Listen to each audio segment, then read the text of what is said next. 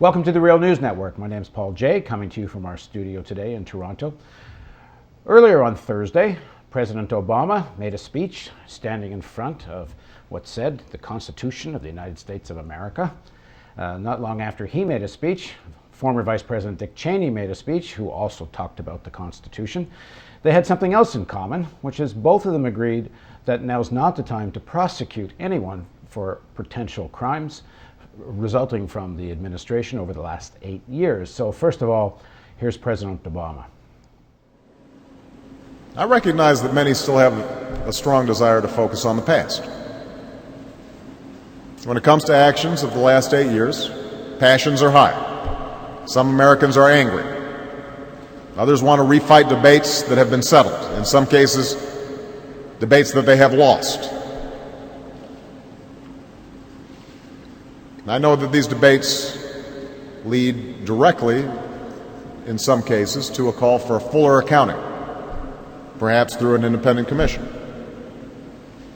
Now, I've opposed the creation of such a commission because I believe that our existing democratic institutions are strong enough to deliver accountability. The Congress can review abuses of our values, and there are ongoing inquiries by the Congress into matters like enhanced interrogation techniques. The Department of Justice and our courts can work through and punish any violations of our laws or miscarriages of justice. It's no secret there's a tendency in Washington to spend our time pointing fingers at one another.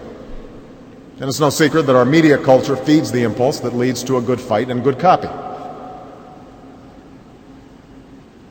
But nothing will contribute more than that than extended relitigation of the last 8 years. Just a few minutes after President Obama spoke, Vice President Dick Cheney agreed with only this part of his speech, and here's what Mr. Cheney had to say. Some are even demanding that those who recommended and approved the interrogations be prosecuted, in effect treating political disagreements as a punishable offense and political opponents as criminals. It's hard to imagine a worse precedent filled with more possibilities for trouble and abuse than to have an incoming administration criminalize the policy decisions of its predecessor. Joining me now to unravel all of this, I'm joined by David Swanson. He works with Democrats.com and AfterDowningstreet.com and is a writer and commentator. Thanks for joining us, David. Thanks for having me on. So what is your take? The fundamental argument coming from President Obama is one can defend the Constitution without prosecution. Well, I actually disagree with Obama's characterization of those of us who want to angrily relitigate the past. My concern is clearly about the future and whether we will deter similar crimes and abuses going forward. If I'm pulled over by a policeman, I can't tell him he's angrily looking at the past. If I've committed a crime, I'm punished for that crime, and that should be true for high and powerful officials in this country as well. That is the basis of a nation that is ruled by laws, like our Constitution, rather than men like Dick Cheney, who I would point out also that Dick Cheney is the former vice president. He's not the current vice president. And although he is given the airtime of a god, our media monopoly in this country gives him hour after hour for baseless lies. And so here on Thursday morning, we had a pairing of the president speaking in front of these documents and violating their very principles. And then we immediately went, instead of to the usual media chatter, to the former vice president's media chatter, and this was presented as a duel or a debate. So you had side A and side B, and we're supposed to pick a side. Yet, as you point out, these two agreed on many, many things. They are both in favor of continuing these wars. They are both against prosecuting any of the crimes of the past 8 years. They are both for expansive imperial presidential powers. They are both against bringing out any more evidence.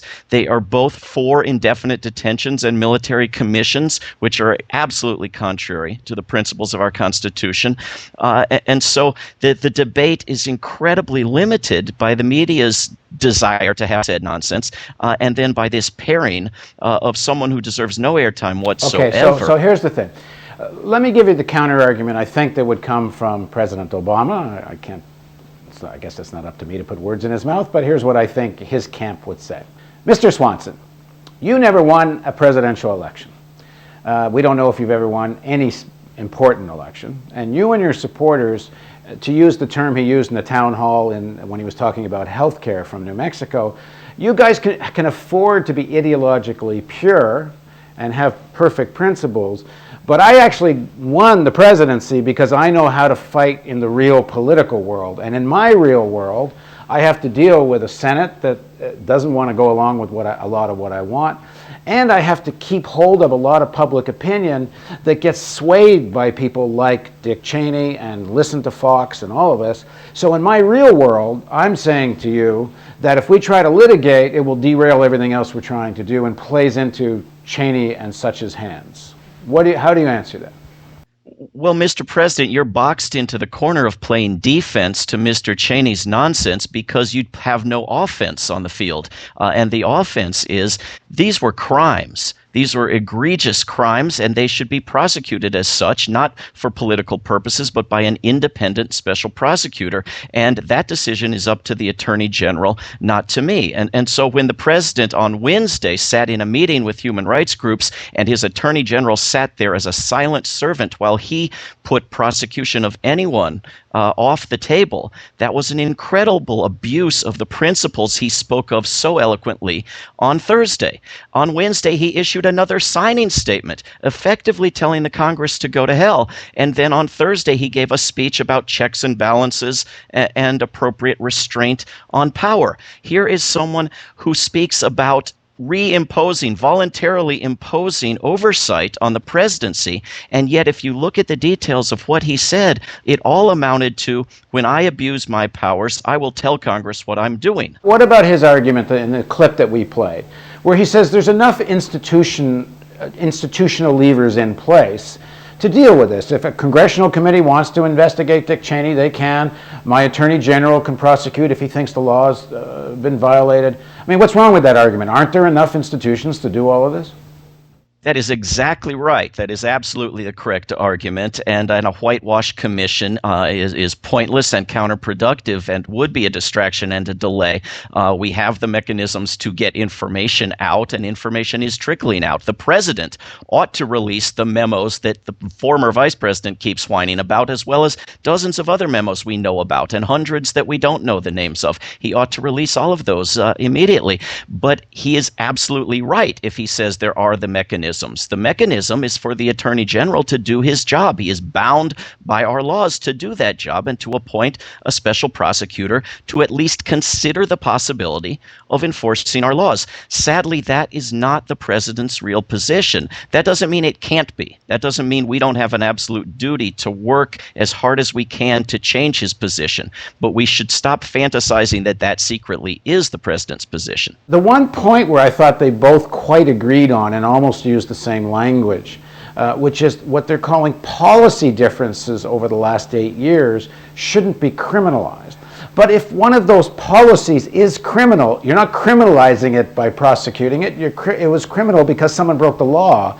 And let me just get to one more point as a completion of that, which isn't the bigger policy that was criminal, is the Iraq War itself. And isn't this actually, by making the issue of debate right now, the issue of torture, which is a more complicated issue for a lot of people, because for a lot of ordinary people, if they watch 24 on Fox, and which is every week, this is the debate, do I torture this guy to get information or not? You can imagine some circumstance if someone's about to blow up a city with a biological weapon and you got 5 minutes, and if you don't rip the information out of them, 500,000 people will die. I mean, people can imagine that. But an illegal war based on lies, that's pretty straightforward, and public opinion's massively against it. I mean, if you're going to prosecute, isn't that the bigger issue?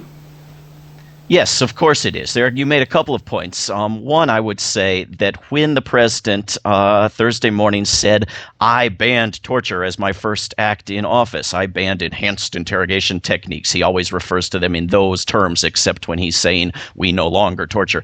That was a reckless and dangerous lie, because torture was always illegal under the anti-torture statute, under the war crime statute, in fact, under the Eighth Amendment in that bulletproof case behind him.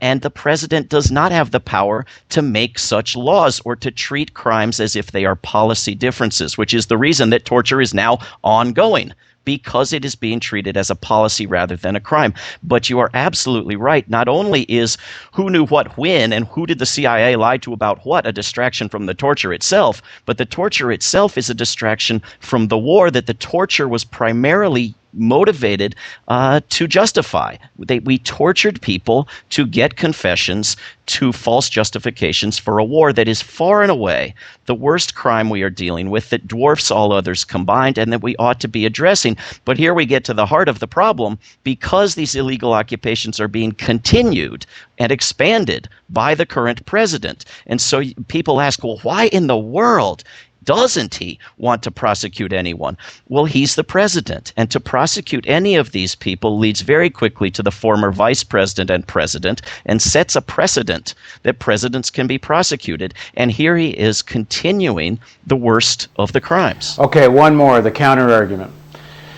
In the midst of the worst economic crisis of our time, and we'll see whether it surpasses the Great Depression or not, but whatever, the superlatives are there one way or the other.